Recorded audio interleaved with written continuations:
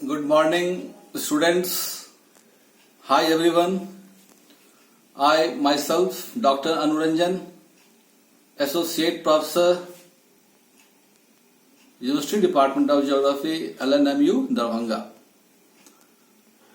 आज पुनः आप लोगों को ऑनलाइन लेक्चर के माध्यम से मैं एक नए टॉपिक पे आप लोगों को डिस्कस करने आया हूं, पढ़ाने आया हूं। और यह टॉपिक जो है यूनिट 4 एमए के स्टूडेंट जो सेकंड सेमेस्टर के हैं उनके लिए यह है। और मैंने पिछले क्लास में आप लोगों को जो पढ़ाया था वर्ल्ड फूड प्रोडक्शन, तो उसी का ये रिलेटेड है। अब इसमें हम वर्ल्ड फूड प्रॉब्लम के बारे में पढ़ेंगे जो आपके सिलेबस में है। वर्ल्ड फूड प्रॉब्लम और एक और उसमें छोटा सा टॉपिक जुड़ा हुआ है, वो वर्ल्ड ये फूड सिक्योरिटी, खाद्य सुरक्षा। तो हम विश्व खाद्य समस्याएं जो हैं और खाद्य समस्या है तो फिर हम सुरक्षात्मक क्या कदम लेते हैं, तो खाद्य सुरक्षा के बारे में हम अध्ययन करेंगे।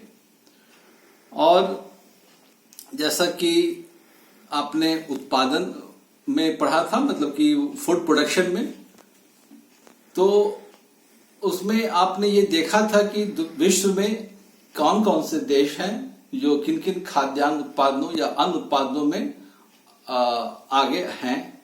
और साथ ही साथ क्या कारण वहां भी आपने देखा था, जो जनसंख्या, जो बढ़ती जनसंख्या है, वह कहीं न कहीं समस्याएं उन्हीं के साथ जुड़ी हुई है। तो हम देखते भी हैं ये खाद्य समस्या जो है वह मानव से ही जुड़ा हुआ है, क्योंकि हम खाद्य जो प्रॉब्लम्स बात कर रहे हैं वह प्रॉब्लम्स किस चीज के लिए, फ्यूचर जो हमारा है, जो आने वाले भविष्य है, उसके लिए जो मनुष्य जो है उनको हमेशा भोजन मिलता रहे। और वह भोजन जो है या जो अनाज के उत्पादन होते हैं उसमें जो जुड़े हुए समस्याएं हैं उसका हम यहाँ पे अध्ययन करते हैं। और आप देखेंगे जो ये वर्ल्ड फूड प्रॉब्लम्स जो हैं इतने डाइवर्स हैं जितने कि उसके सॉल्यूशंस भी उतने डाइवर्स हैं। यह जो विषय है, टॉपिक है, it is lots of diversity is in this topic. और साथ ही साथ सॉल्यूशन भी उसके उतने डाइवर्स हैं जिसका कि आप अध्ययन करेंगे। तो ये जो प्रॉब्लम्स हैं वो उसे हम दो कारण में उसको बांट डाला है। There are two causes primarily. जो फूड ग्रेन प्रॉब्लम्स जो हैं, खाद्य के साथ जो जुड़ी हुई समस्याएं हैं, उसे हमने दो यहां पे जोड़ दिया है। आप देखेंगे एक है वो फिजिकल और दूसरा है ह्यूमन क्रिएटेड, मानव जनित। फिजिकल जो फैक्टर हैं वो प्राकृतिक एवं भौतिक कारक हैं, और ये कारक जो हैं वो कॉमन कारक हैं जो आप लोग सभी जानते हैं। प्राकृतिक कारक में जो हम बात करते हैं, यहां आप देखते हैं प्राकृतिक कारक में हम बात करते हैं उच्चावच का, जलवायु का और मिट्टी का, जो आप बार बार पढ़े भी हैं, क्योंकि ये फूड से जुड़ा हुआ है। तो उत्पादन जो होगा उसमें उच्चावच, जलवायु, मिट्टी, ये सबसे पहले आता है। और ये इसमें क्या समस्याएं हैं उसी का हम यहां पे अध्ययन करेंगे कि फिजिकल प्रॉब्लम्स क्या क्या है, फिजिकल प्रॉब्लम्स क्या क्या है। तो पहला जो है वो प्राकृतिक कारक में हम अध्ययन करते हैं उच्चावच का।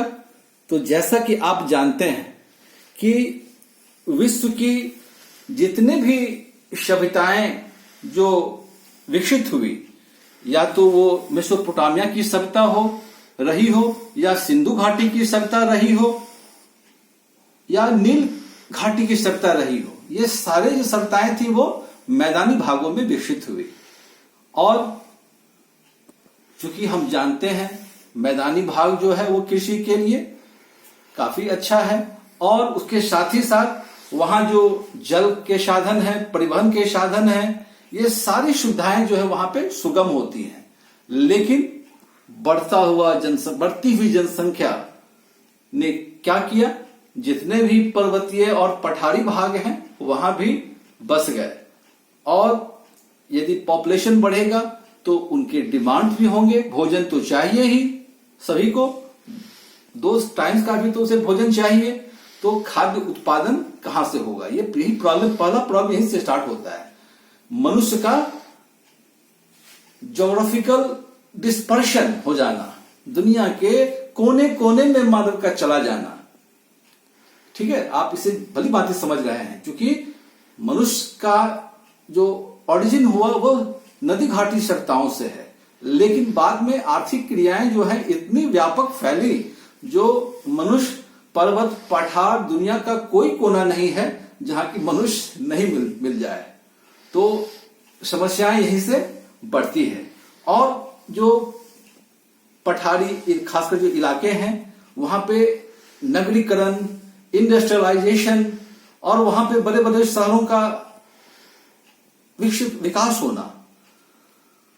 आप जानते हैं चाइना का जो है सैनसी, ब्राजील का पठार, इंडिया का जो हमारा दक्कन का पठार है, यूराल के पठारी क्षेत्र, पूर्वी अफ्रीका के इथोपिया का पठारी क्षेत्र, सूडान का, सोमालिया का, तो ये विभिन्न जो पठारी इलाका है, ये सभी नगरीकरण और इंडस्ट्रियलाइजेशन के कारण लार्ज गैदरिंग ऑफ पॉपुलेशन का भी वहां पे हो गया, और वहां पे हम जानते ही हैं विषम परिस्थितियों के कारण खेती जो एग्रीकल्चर है वहां पे नहीं हो पाएगा।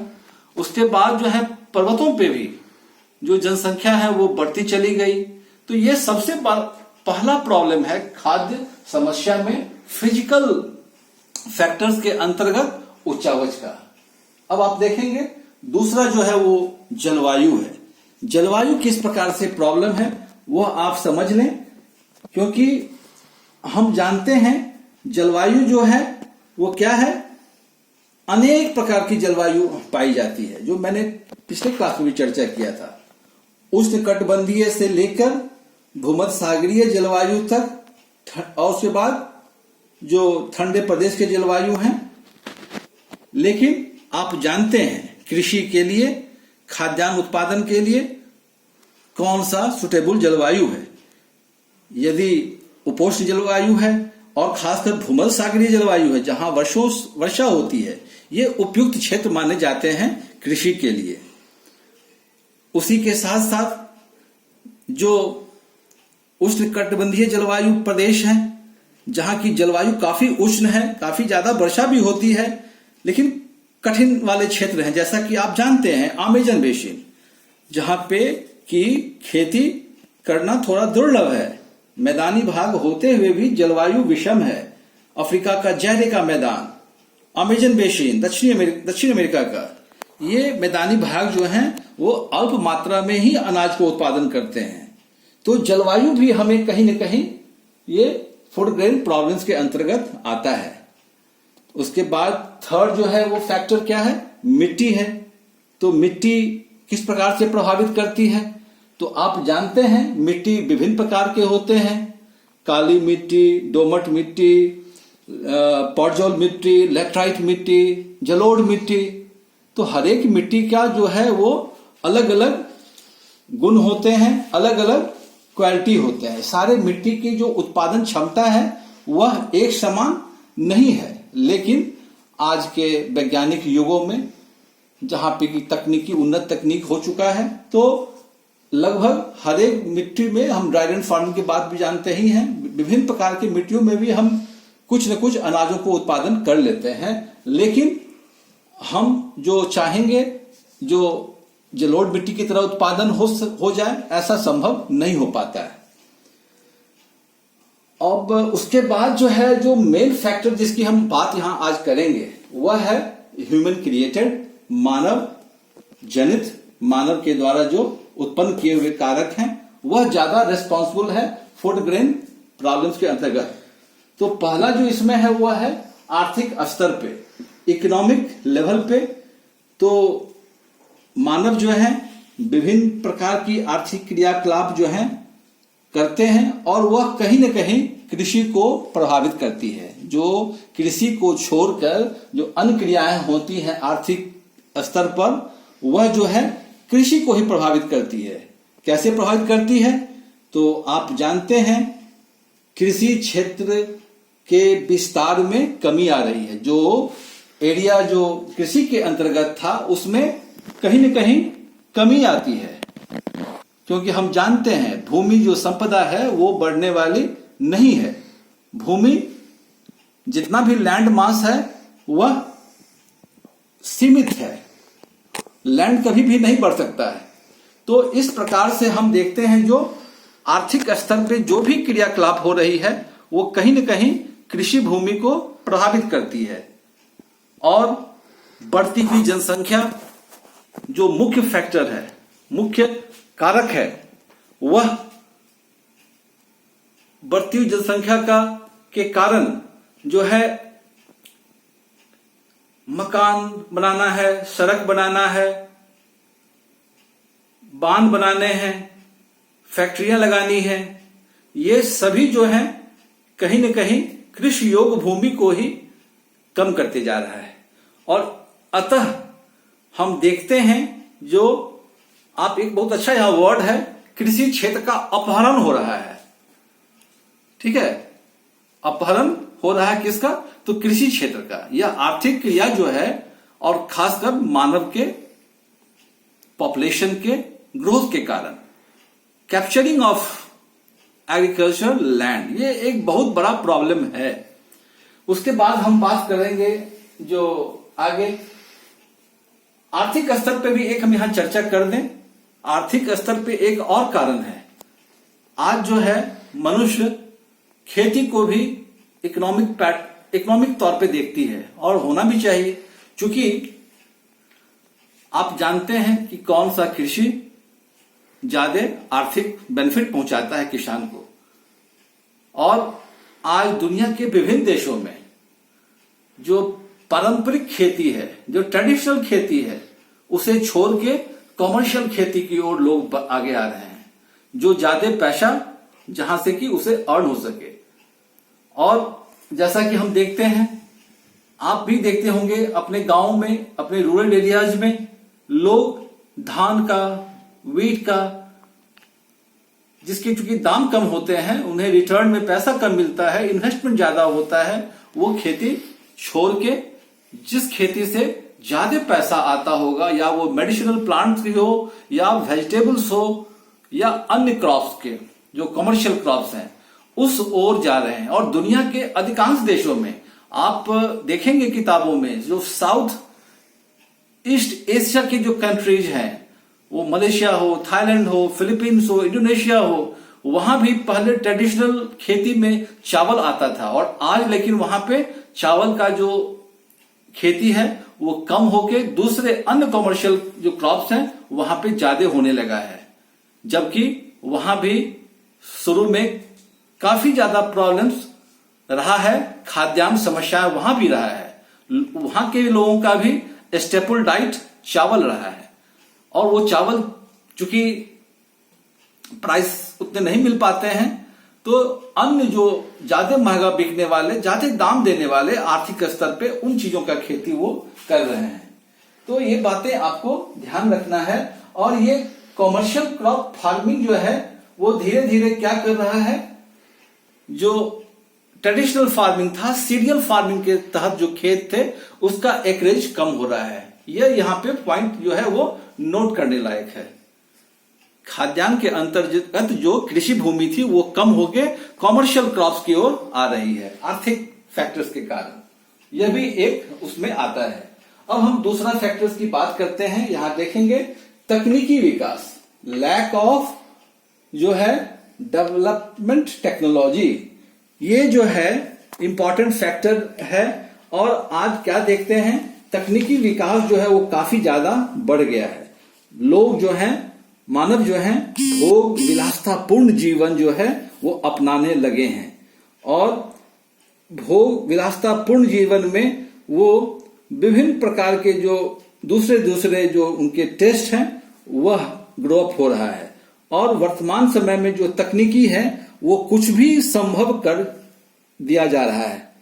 आप देखते होंगे बहुत ढंग के फार्मिंग जो है आज टेक्नोलॉजी की मदद पे हो रहा है और इसके कारण क्या है, जो पारंपरिक खेती जो खाद्यान्न उत्पादन जो थे क्षेत्र थे वो सिमटते जा रहे हैं और तकनीकी विकास के कारण उस प्रकार की खेती की ओर लोग ज्यादा विकसित हो रहे हैं। तो यह भी जो है एक कारण है जो ह्यूमन क्रिएटेड है। तीसरा जो इंपॉर्टेंट है, यह भी काफी इंपॉर्टेंट है, हर एक किसानों का दृष्टिकोण क्या है। तो किसानों का दृष्टिकोण आज आप देखते होंगे दुनिया भर में जो किसान है, किसान जो है वो रूरल एरियाज में है और उन्हें जो है उनका विचार हमेशा रूढ़िवादी विचार ही मोस्टली होता है। बहुत ही पढ़े लिखे किसान कम मिलते हैं जो आगे की ओर सोचते हैं, उन्नति या जो इम्प्रूव्ड खेती होती है उसके बारे में सोचते हैं। तो सरकारें जो हैं किसानों को बहुत प्रकार से मदद भी पहुंचाती हैं, ब्लॉक के माध्यम से, जिला ब्लॉक के माध्यम से उसे जो है HYV सीड्स प्रोवाइड करवाए जाते हैं, कृषि करने की तकनीक भी पहुंचाए जाते हैं जिसका उन्हें ट्रेनिंग दिया जाता है। लेकिन उतना होने के बाद भी बहुत सारे किसानों का जो दृष्टिकोण होता है वह ट्रेडिशनल फार्मिंग की तरह के अंतर्गत ही होता है। उसके बहुत सारे कारण हैं, उसके कारण जो है उनकी आर्थिक स्थिति भी हो सकती है। तो वो दृष्टिकोण को अध्ययन करना होगा जो फूड ग्रेन प्रॉब्लम्स को वो एसेंचुएट करता है, बढ़ाता है, क्योंकि हमें वहां भी जो है किसान को अच्छे ढंग से उसको वहां पे किस प्रकार उनसे लाभ पहुंचा सके वो ध्यान रखना होगा। उसके बाद हम देखते हैं सबसे इंपॉर्टेंट फैक्टर जो है वह आप यहां देखेंगे और वह जो है वो है तीव्र जनसंख्या वृद्धि। ठीक है, ये तीव्र जनसंख्या वृद्धि जो है वह सबसे इंपॉर्टेंट कारण है, क्योंकि फूड ग्रेन प्रॉब्लम्स का सबसे जड़ का कारण, मुख्य कारण जो है वो राइजिंग पॉपुलेशन। और यह जो राइजिंग पॉपुलेशन है वह क्या कर रहा है, डिमांड हमारा राइज हो रहा है। जो खाद्यान्न उत्पादन आप कल मैंने पढ़ाया था वो यहां टेबल आपने देख रहे हैं, हमारा जो है 2654 मिलियन मैट्रिक टन अनाज हम उत्पादन आज की डेट में कर रहे हैं और यह जनसंख्या जो है वह विस्फोटक हो चुका है, क्योंकि यह जनसंख्या हम 18 और 19 या 20 की बात करते हैं तो हम 7.5 अरब जनसंख्या को भोजन के लिए, खाद्य जो उनकी डिमांड्स हैं उसके लिए हम 2654 लगभग 2700 मिलियन मैट्रिक टन अनाज उत्पादन कर रहे हैं। तो हमारा ये जो है फूड का जो उनका प्रोविजन है वो अभी मेंटेन है। यदि इसमें कहीं भी कमी होती है तो फूड शॉर्टेज का प्रॉब्लम स्टार्ट हो जाता है और यह फूड शॉर्टेज का प्रॉब्लम जो है बिना मतलब कि भोजन नहीं मिलेगा तो नेचुरल है विभिन्न जो उनके निगेटिव आयाम्स हैं वो आ जाते हैं, स्टार्वेशन शुरू हो जाता है, माल न्यूट्रिशन शुरू हो जाता है, बहुत सारे रिलेटेड कॉजेज कारण जो होते हैं वो आ जाते हैं। तो बढ़ती हुई जनसंख्या जो है वो फूड ग्रेन प्रॉब्लम को और ज्यादा सोचने के लिए मजबूर करती है। और यह जनसंख्या जो है, जो मैंने पिछले क्लास में ही पढ़ाया था, पॉपुलेशन ग्रोथ और फूड प्रोडक्शन, अभी क्या हो रहा है 10 वर्षों से फूड ग्रेन प्रोडक्शन में वृद्धि जो है वह अरिथमेटिक ढंग से बढ़ रहा है, लेकिन पॉपुलेशन ग्रोथ जो है वो गुणात्मक है। ठीक है, अरिथमेटिक ग्रोथ यहां पर है फूड प्रोडक्शन में और यहां पे जो है वह गुणात्मक ग्रोथ हो रहा है पॉपुलेशन में। ये गैप जो है फूड प्रोडक्शन का फ्लैटन हो रहा है ग्राफ में और यह जो है राइजिंग है और यह अनुमान है कि 2050 तक हम जो पूरे विश्व की आबादी है वो 9 बिलियन के आसपास पहुंच जाएगा। 2000 में जब हमारी आबादी 6 बिलियन थी उस समय, और 2020 में 20 सालों में 1.5 अरब आबादी बढ़ी है, और आने वाले 30 सालों में फिर पुनः 1.5 अरब आबादी इंक्रीज हो जाएगी। तो कहने का मतलब है जो हमारे कृषि वाले जो क्षेत्र हैं वहां पे हमने देखा वो एरिया इंडस्ट्रियलाइजेशन, अर्बनाइजेशन के कारण घट रही है, जबकि डिमांड जो हमारा है वो बढ़ता ही जा रहा है। लोगों की भोग विलासता जिंदगी के कारण वो डिमांड भी और भी बृहत होते जा रहे हैं।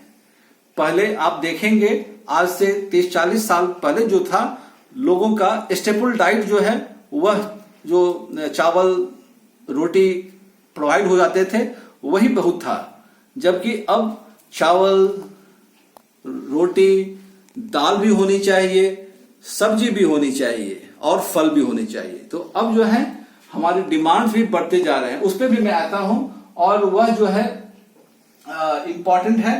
तो जनसंख्या वृद्धि जो है वह विश्व खाद्य समस्या को और ज्यादा महत्वपूर्ण बना देता है, और जनसंख्या वृद्धि के कारण जो है लैक ऑफ रिसोर्सेज भी हो रहे हैं, हमारे संसाधन भी कम होते जा रहे हैं। और उसके बाद नेक्स्ट कारण हम देखते हैं, जो नेक्स्ट फैक्टर है पुअर मेथड्स ऑफ कंजम्पशन। जैसे कि हम जो कंजम्पशन करते हैं वो मेथड्स हमारा पुअर है, अच्छा नहीं है। हमें कंजम्पशन मेथड्स को, खाद्य प्रॉब्लम्स को सुदृढ़ करने, उसे दूर करने के लिए हमें अपने कंजम्पशन मेथड को स्ट्रांग करना पड़ेगा। और उसके स्ट्रांग करने का मतलब है, बहुत सारे मतलब है कि हम उसे सही ढंग से स्टोरेज रखें, हम जो वेस्टेज में बहुत सारा हमारा अनाज जो है वेस्ट हो जाता है वो वेस्टेज हमारा कम हो। आप देखेंगे क्योंकि जो रूरल एरिया से जुड़े होते हैं, पोस्ट हार्वेस्ट जो हमारा लॉस होता है वो काफी ज्यादा होता है। तो इसीलिए हमारा जो पुअर मेथड्स ऑफ कंजम्पशन में ये सारी बातें हमारी आ जाती हैं, जिसे हमें विश्व खाद्य समस्या के अंतर्गत इस पे भी हमें ध्यान देना होगा। उसके बाद हम नेक्स्ट जो है वो बात करते हैं food deficit to deal with. ये खाद्य समस्या जो होती है, फूड शॉर्टेज या फूड डेफिसिट, उसे हम किस प्रकार से डील करें। अब हम क्या देखते हैं दुनिया में, जो अनइक्वल डिस्ट्रीब्यूशन ऑफ फूड है। दुनिया में जो ये खाद्य का जो वितरण है वो अनइक्वल है। क्योंकि मैंने पिछले क्लास में ही पढ़ाया था, आप जानते ही हैं व्हीट और मेज जो दो इंपॉर्टेंट स्टेपल डाइट में आते हैं, वह मुख्यतः दुनिया के विश्व के टेम्परेट रीजन्स में ही सीमित है, या वहां पे उनकी खेती लार्ज स्केल प्रोडक्शन होता है। इसी प्रकार से राइस जो one of the staple food है वह भी जो है ट्रॉपिकल रीजन्स में सीमित है। और यह जो दोनों रीजन हैं, टेम्परेट एंड ट्रॉपिकल रीजन, पूरे दुनिया के पॉपुलेशन को फीड करता है, खिलाता है। तो ये जो अनइक्वल डिस्ट्रीब्यूशन ऑफ फूड होते हैं या फूड है, वह जो है ट्रेड को बढ़ाता है, दुनिया में व्यापार को बढ़ाता है, और ये जो है डिमांड क्रिएट करते हैं। एक देश से दूसरे देश में यहां से ही ट्रेड स्टार्ट होता है, और साथ ही साथ ये ट्रेड के साथ साथ हमें उसको किस प्रकार से कंजम्पशन करना है, सुरक्षित रखना है, ये सारी बातें आ जाती हैं। तो यह जो है काफी इंपॉर्टेंट है, अनइक्वल डिस्ट्रीब्यूशन ऑफ फूड। उसके साथ ही साथ जो है फूड शॉर्टेज, जैसे कि रीजनल जो फूड स्कार्सिटी होती है, जो मैंने यहां लिखा है रीजनल फूड स्कार्सिटी, वह तो रीजनल लेवल पे उसको मेंटेन कर लिया जाता है। जैसे कि कभी कभी आप देखते हैं भारत देश में भी कभी कभी दाल महंगी हो जाती है, प्याज महंगा हो जाता है, तो वो हम रीजनल लेवल पे सॉर्ट कर लेते हैं। लेकिन नेशनल लेवल पे, डिफरेंट महादेश के लेवल पे, कंटिनेंट के लेवल पे जब ये प्रॉब्लम होता है तो सिचुएशन काफी एग्रेवेट हो जाता है। बहुत देशों में तो खाना के लिए भी, भोजन के लिए भी राइट्स हो जाते हैं, दंगे हो जाते हैं। और यहाँ पे मैं आपको बताना चाहता हूं जो 2008 फूड क्राइसिस ऑफ 2008 जो 2005-6 से ही ये स्टार्ट हो गया था, लेकिन 8 में सिचुएशन काफी ज्यादा एग्रीवेट कर गया। लगभग 1.5 अरब आदमी वर्ल्ड के खाद्यान्न के समस्या से जूझ रहे थे उस समय, 1.5 अरब आदमी। और अफ्रीकन कंट्रीज में, कुछ लैटिन अमेरिकन कंट्रीज में, ईस्टर्न एशिया के जो कुछ नेशंस में फूड क्राइसिस काफी ज्यादा बढ़ चुका था और लोग बहुत उस समय जो बच्चे थे स्टार्वेशन के कारण मरे भी। तो यह जो फूड क्राइसिस था, वह फूड क्राइसिस जो था वह वर्ल्ड फूड प्राइस क्राइसिस था। वह जो था दाम price crisis, that was not actually the food crisis, in fact that was the world food price crisis. अनाजों के दाम इतने बढ़ गए जो लोगों, खासकर गरीब देशों का, जिनके पास जो परचेजिंग कैपेसिटी नहीं थी, वह लोग भोजन से उनके पास उपलब्ध नहीं होने लगे और वो भूखे मरने लगे, क्योंकि उस समय लोगों को इस इशू पे उतना ध्यान भी नहीं था। जब तक जो है वर्ल्ड हेल्थ ऑर्गेनाइजेशन और दुनिया की जो अन्य संस्थाएं थी, जब तक उन्हें भोजन पहुंचाती या वो ट्रांसपोर्टेशन होता, वो काफी ज्यादा समय लगता। तो इन कारणों से वो सिचुएशन काफी ग्रिम था। और उसके बाद दुनिया के विभिन्न देश जो हैं, वो हम जो अगला टॉपिक है फूड सिक्योरिटी।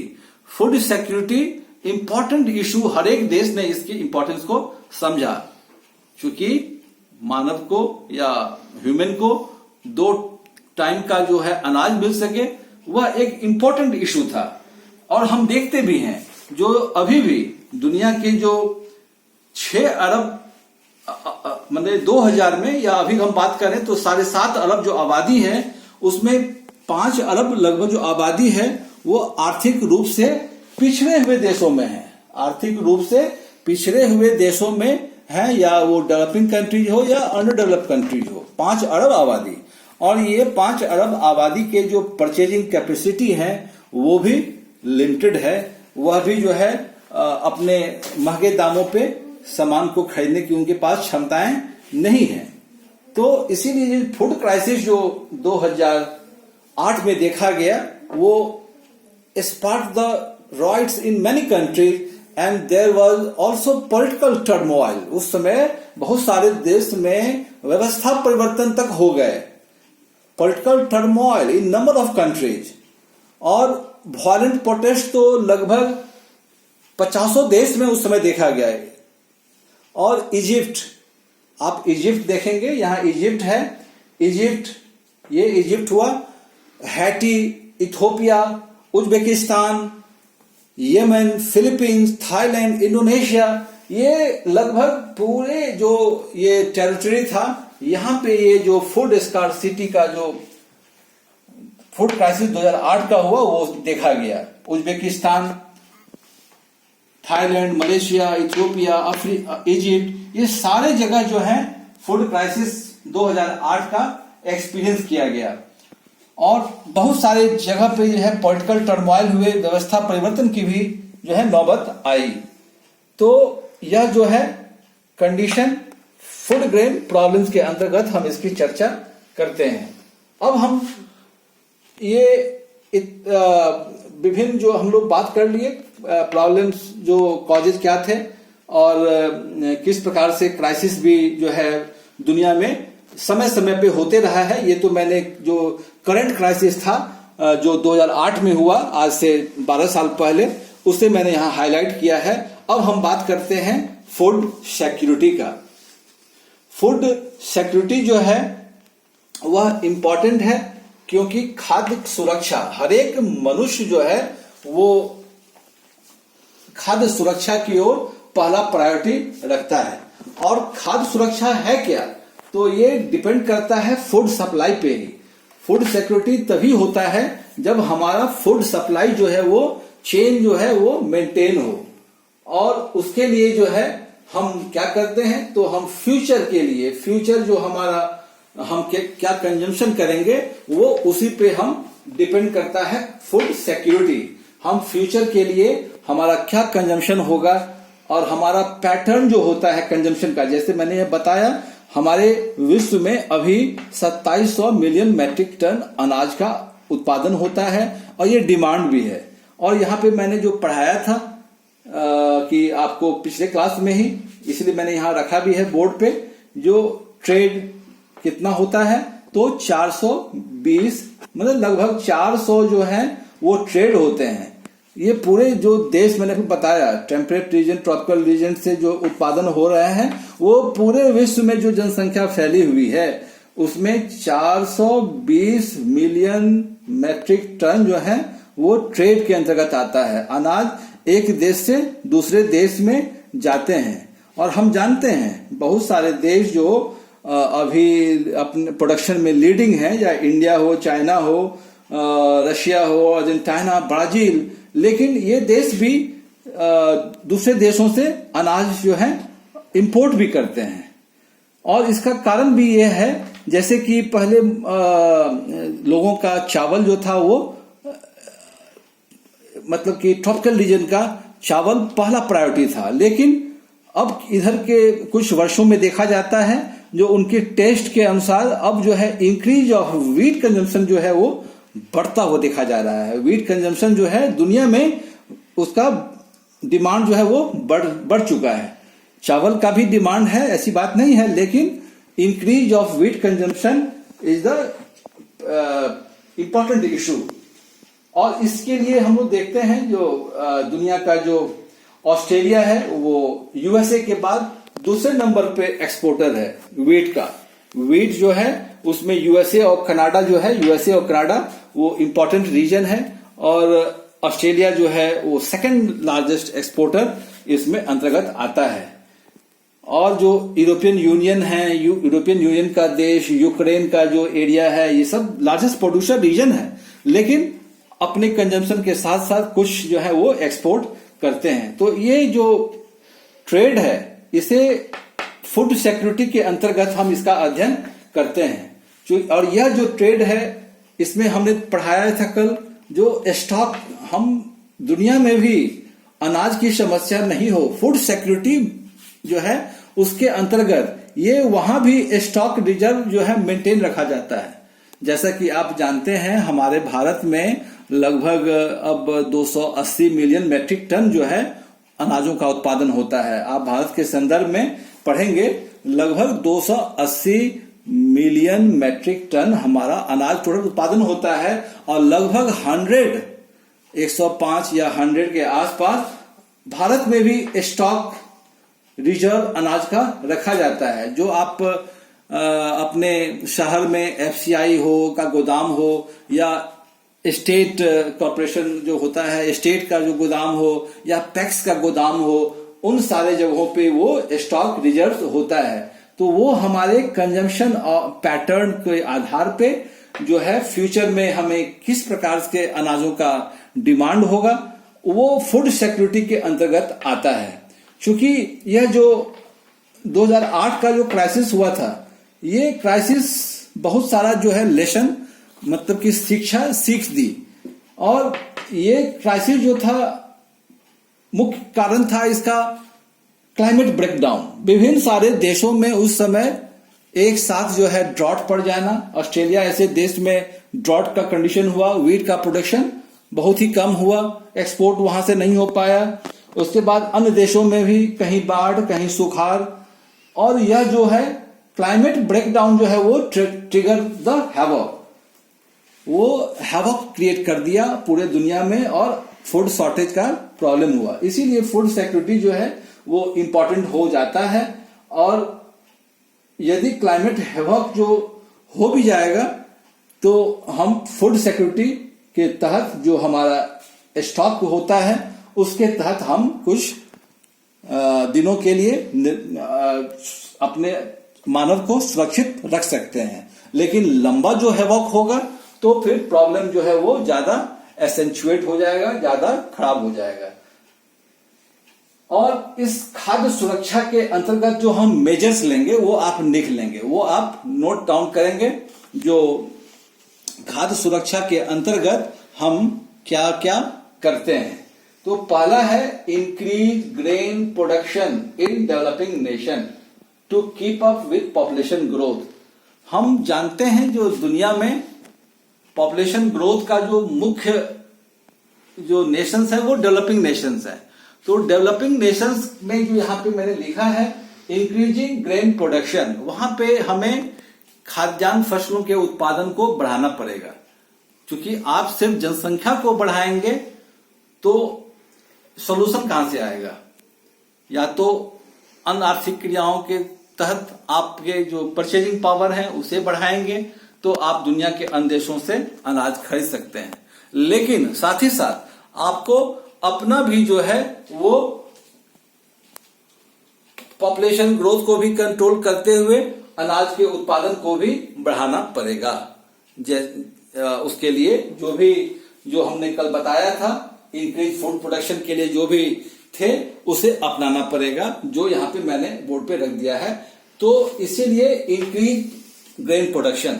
दूसरा है इंक्रीज अर्निंग पावर, मतलब कि डेवलपिंग नेशन जो या अंडर डेवलप्ड नेशन जो गरीब पुअर नेशन जो कहलाते हैं, थर्ड वर्ल्ड जो है, वहां पे भी इस चीज को ध्यान रखना होगा जो हमें अर्निंग पावर को बढ़ाना पड़ेगा, जो हम किसी भी दाम पे अनाजों को या जो भी आवश्यकताएं होंगी उसे हम खरीद सकते हो। तो यह भी एक इंपॉर्टेंट आपके लिए है। और तीसरा एडजस्टमेंट ऑफ कंजम्पशन, यह काफी इंपॉर्टेंट है। खाद्य सुरक्षा में आप एडजस्टमेंट ऑफ कंजम्पशन नहीं रखेंगे, सामानों की बर्बादी नहीं करना है, जितना हम खा सकते हो तो उतने ही का हम कंजम्पशन करें, बाकी हम फ्यूचर के लिए रिजर्व रखें। तो यह जो है आपको कहीं ना कहीं बचत की जो प्रवृत्ति रखेंगे तो आपका फूड सिक्योरिटी जो है वो मेंटेन रहेगा। Adjustment of consumption. उसके बाद जो है सिक्योर्ड स्टोरेज फैसिलिटी। पहले क्या था, हमारे देश में भी स्टोरेज फैसिलिटी का बहुत बड़ा प्रॉब्लम था। अनाज जो है वो स्टोरेज जहां भी होते थे वहां भी खुले आसमान में, पानी में या चूहों के द्वारा खराब हो जाते थे। तो अच्छा उन्नत किस्म का स्टोरेज फैसिलिटी होना चाहिए। खाद्य सुरक्षा में यह जो है इंपॉर्टेंट है, क्योंकि हम अपने आंकड़े में लिखेंगे 100 मिलियन मैट्रिक टन हमारा स्टोरेज है और उसमें मालूम है कि 50 मिलियन मैट्रिक टन अनाज खराब ही हो जाता है, तो वो प्रॉपर नहीं होगा। इसीलिए हमें सिक्योर्ड स्टोरेज फैसिलिटी रखना पड़ेगा। आंकड़ों के साथ साथ वह जो है उतने अनाज रखे हों। उसके बाद जो है यह भी इंपॉर्टेंट है, हम जो देखते हैं रूरल एरियाज में किसान लोग भी या जो व्यापारी लोग जो वर्ग जो लाते हैं अनाज का, या हम कंजम्पशन लेवल पे देखते हैं, वह जो रिड्यूस वेस्टेज, हम वेस्टेज को कम से कम करें। पोस्ट हार्वेस्ट जो लॉसेज होता है वह आप देखेंगे 20% जो है वो लॉसेज में चला जाता है। आपके पूरे उत्पादन का 20% जो है वो लॉसेज में चला जाता है। तो उसे भी हम कम करके फूड सिक्योरिटी को मेंटेन रख सकते हैं।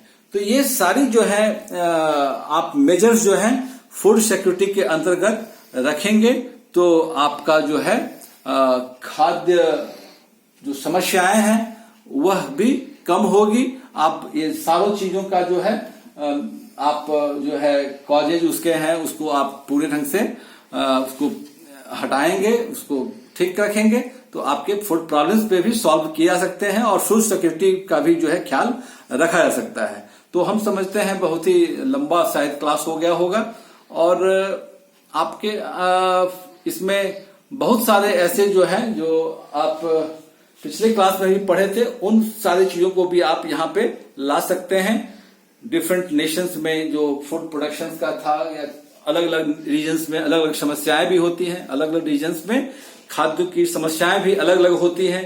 जैसा कि हम जानते हैं जो आज हमारे या किसी भी देश में या किसी भी प्रांत में हमारे थाली में आज डिफरेंट रीजन्स का आइटम्स होता है। हो सकता है जो वो मतलब कि चावल जो है वो चाइना का हो किसी देश में, भारत में तो चावल मान लीजिए हम यहाँ बात कर रहे हैं तो वो अलग है, या वो गेहूं जो है ब्रेड जो है वो ऑस्ट्रेलिया का हो। उसके बाद जो है ग्रेप्स जो है अंगूर वह जो है चिली का हो, उसके बाद जो है बनाना जो है वो डिफरेंट कंट्री से आया हो। तो ये आज जो है वर्ल्ड एज ए होल हम पढ़ते हैं, वर्ल्ड एज ए होल पढ़ते हैं। तो इसीलिए ये समस्या जो है हमें रीजनल लेवल पे भी ख्याल रखना है और वर्ल्ड एज ए होल भी ख्याल रखना है, क्योंकि आज जो है विश्व, ये टॉपिक भी था विश्व खाद्य समस्या। तो ये खाद्य समस्या हमारे रीजनल लेवल पे भी है, कंट्री लेवल पे भी है, महादेश लेवल पे भी है और दुनिया लेवल पे भी है। इसीलिए आप जानते ही हैं बहुत सारे जो है रीजनल लेवल पे भी ऑर्गेनाइजेशन है जो वर्ल्ड ट्रेड होता है उसे देखते हैं, निगरानी करते हैं। और अब तो ग्लोबल विलेज की हम लोग भी बात करते हैं। जैसे कि हमने देखा भारत में विगत वर्ष जो है दाल की बहुत बड़ी किल्लत हो गई थी, क्योंकि दाल को पुअर मैंस का ही प्रोटीन का जो है सप्लायर जाना जाता है। दाल उन्नत देशों में, डेवलप कंट्री में, वहां के डाइट में नहीं आता है और हमारे यहाँ जो है दाल हमारे लिए इम्पोर्टेंट है। जितने भी डेवलपिंग कंट्री हैं अधिकांशतः वहां पे दाल जो है इम्पोर्टेंट डाइट में आता है। डेवलपिंग नेशंस में प्रोटीन का वो सब्स्टिट्यूट प्रोवाइड करता है, जबकि विकसित देशों में ज्यादा लोग मीट जो है वो प्रोटीन के लिए खाते हैं। तो आपने देखा था दाल जो है काफी महंगा हो गया, 200 रुपए किलो तक पहुंच गया। पुअर मैंस के, गरीबों के हाथ से, थाली से वो दाल निकल गया। तो ये आप समस्या को आप इससे भी समझ सकते हैं। और इसी समस्या को फिर कैसे दूर किया गया? जब तक दाल आता दुनिया के अन्य देशों से तो लोग क्राइसिस में थे, लोग क्राइसिस में थे। दाल जब तक आता, लोग पॉलिटिक्स भी देखे, इसमें आपने देखा पॉलिटिक्स भी होता है। प्याज के लिए कितनी सरकारें गिर जाती हैं। तो अनाज जो है, फूड क्राइसिस जो है, यही है जो विभिन्न सरकारों को भी अपदस्थ, मतलब कि उसे डाउन कर देती है, गिरा देती है।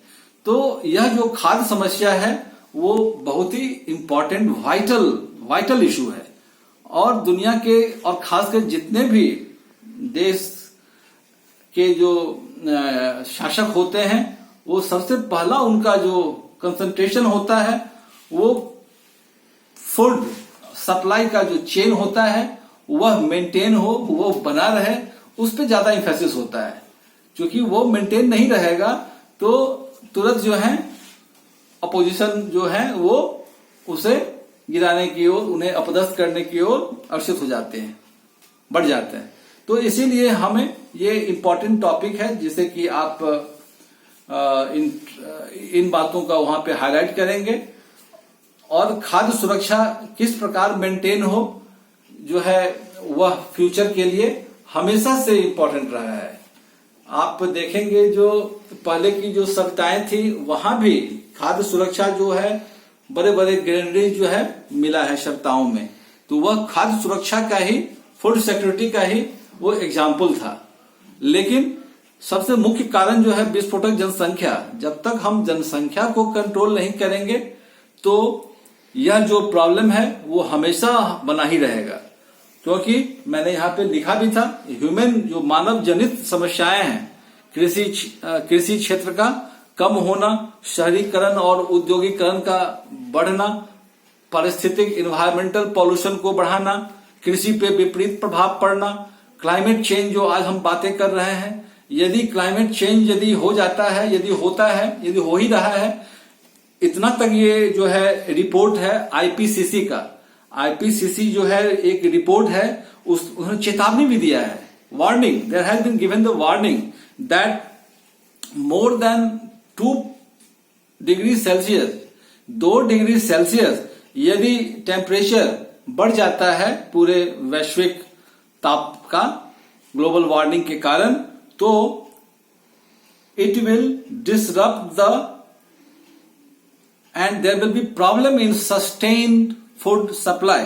जो फूड सप्लाई का जो चेन बना हुआ है, जो हमने अभी चर्चा किया, वहां भी प्रॉब्लम हो जाएगा।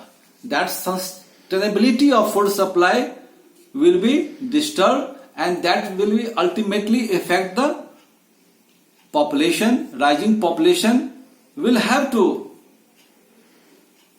थिंक अबाउट दैट, बिकॉज बिना उसके सोचे हुए हम जनसंख्या को बढ़ा रहे हैं। खाद्य सुरक्षा हम कितने पॉपुलेशन के लिए कर सकते हैं, क्योंकि मैंने इस सारी बातों को बताया। 9 बिलियन पॉपुलेशन होने जा रहा है 2050 तक, और इस 9 बिलियन के लिए करने के लिए हमें कितने अनाज चाहिए, इस सभी का पैटर्न, कंजम्पशन पैटर्न के अनुपात हमें उत्पादन को भी बढ़ाना होगा। तो एक और कृषि क्षेत्र का सिमटना, और दूसरे ओर जो है हम जहां बात कर रहे हैं, जो ग्रीन रेवोल्यूशन जो है वो अब फिर से थर्ड ग्रीन रेवोल्यूशन लाने की बात हो रही है। तो कहां तक हमारे वैज्ञानिक सफल होते हैं, ये सारा चीज जो है चिंतनीय है, जिससे कि हमें सोचना चाहिए। तो बहुत लंबा क्लास हो गया विद्यार्थियों, छात्रों। तो अब आपके पास जो भी क्वेश्चन क्वेरीज होंगे, समस्या, कृषि समस्याओं से जुड़ा हुआ या फूड सिक्योरिटी से जुड़ा हुआ, तो आप उसे नोट डाउन करेंगे। क्वेश्चन और क्वेरीज जो है वो जब पूछेंगे तो अच्छा लगेगा। और हम समझते हैं ये इस प्रकार के प्रश्न जो है डिफरेंट लेवल एग्जामिनेशन में आते हैं, तो आप अपने आंसर्स को इसी प्रकार जो है क्रिटिकली लिखेंगे तो ज्यादा अच्छा रहेगा। और यह जो है काफी इंटरेस्टिंग टॉपिक हमेशा से रहा है, रहेगा, और क्वेश्चंस भी इससे आते रहेंगे। तो हम समझते हैं कि अब आप जो है इसे नोट डाउन कर लेंगे, नोट्स अच्छा बना लेंगे। Thank you very much, thank you.